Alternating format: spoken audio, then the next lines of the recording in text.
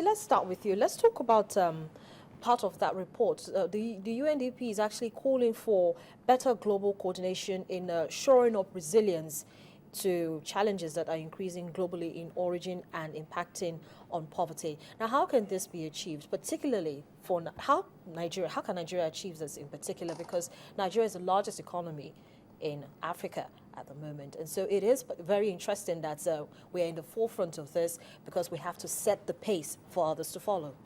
Well, as the #1 African country, there are 3 P's that were mentioned in that report to this effect. #1 P is to prevent shocks. #2 is to promote capability. #3 is to protect our choices. Let me just break it down. The first one is to prevent shocks. See, examples are our financial institutions. They need to be there for us to help us to prevent shocks, insurance. Then we need to have disaster management agencies to prevent these things. We need to have awareness. You see, what just happened now is actually a disaster, quote and unquote, Ebola crisis. You see, we need our civil defense to be there for us. So we need those institutions. We need to build institutions, and we need to build norms, values within our society to prevent these shocks. #2, we need to promote capabilities. How do we promote capability? Education is fantastic.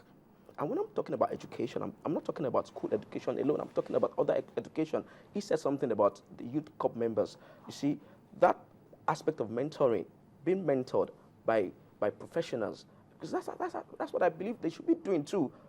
Maybe with their primary assignment, they should be attached to professionals. So that's the way you build, you promote capabilities. You see, we should have institutions that teach skills that go beyond speaking, that go beyond entertainment.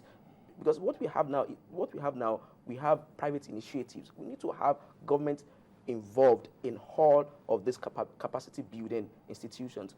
We thank God we have some institutions here and there that are doing employability, but our employability programs, they need to go beyond just sitting down in class and teaching them what to answer when the telephone rings. We need to drill down to even bricklaying, that aspect. Then the third one, and which is very essential for Nigeria, we need to protect our choices, because we don't have problem with policies in Nigeria, but we have problems with when we say something here and we leave this room and everybody forgets what we say.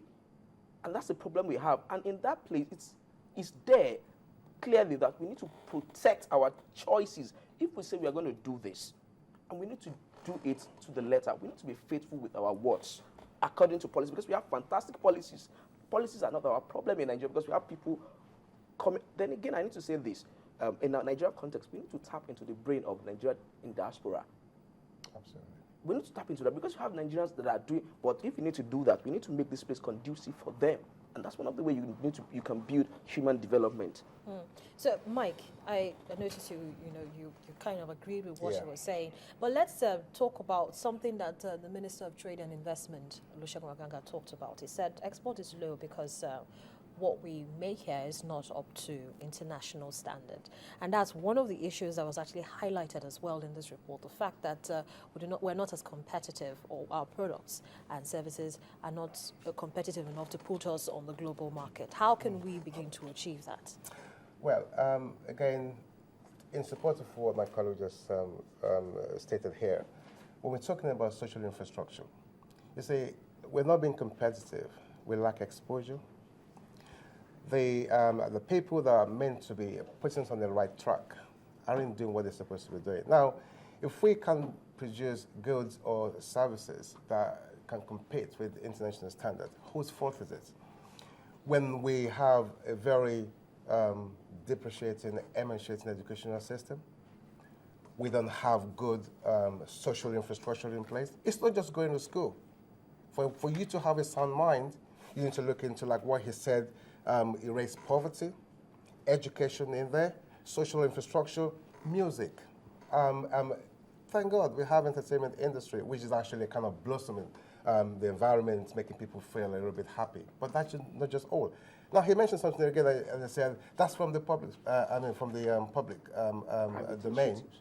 What's the government doing in support of all this. But then again, you see, as much as possible, a lot of experts have talked about the fact that we're in the situation we're in right now because there's been so much attention on the government providing most of those things. The private sector should actually come in and begin to help or to run the economy the way it's supposed to be run. Yeah. The government should just be in the advisory or regulatory role, so to speak. Just give these policies and let the private sector do the rest. Absolutely. Government has no business in doing business. Just to bring in the policies, and the private sector should obviously lay the foundation in building the economy. But when the policies that have been brought up by the government is not being implemented effectively, how does it work? How does it function?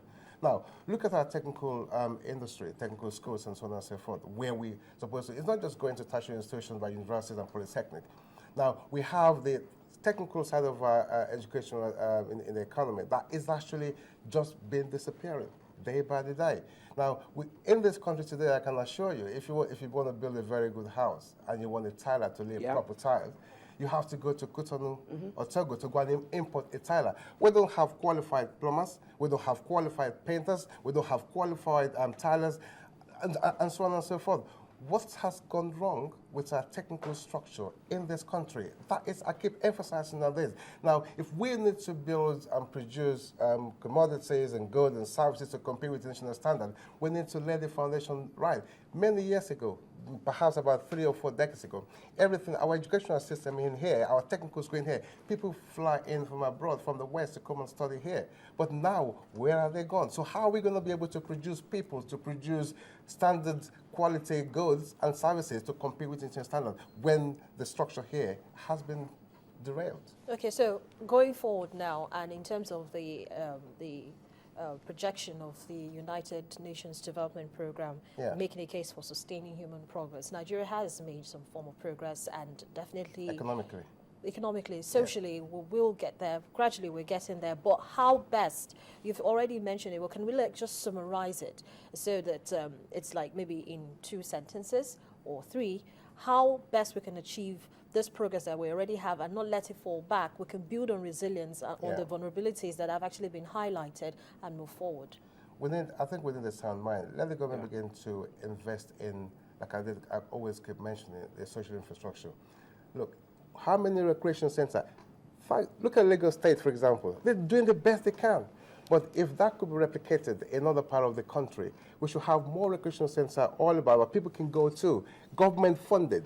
We have that. Look at other countries. I mean, for example, in the UK, every borough you go to, you have all this activity, all the centers there for people to go to. So even if you're not working, if you're not in school, you have an activity to actually go into. We don't have. Look at languages as well.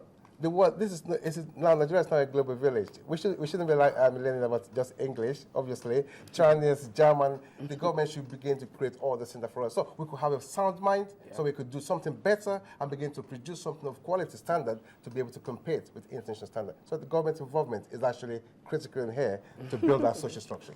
Well, thank you so much, Mike, for sharing your thoughts with us. And Bissy, thank you also for coming on the program this morning. It's been a pleasure having both gentlemen here on the program with me.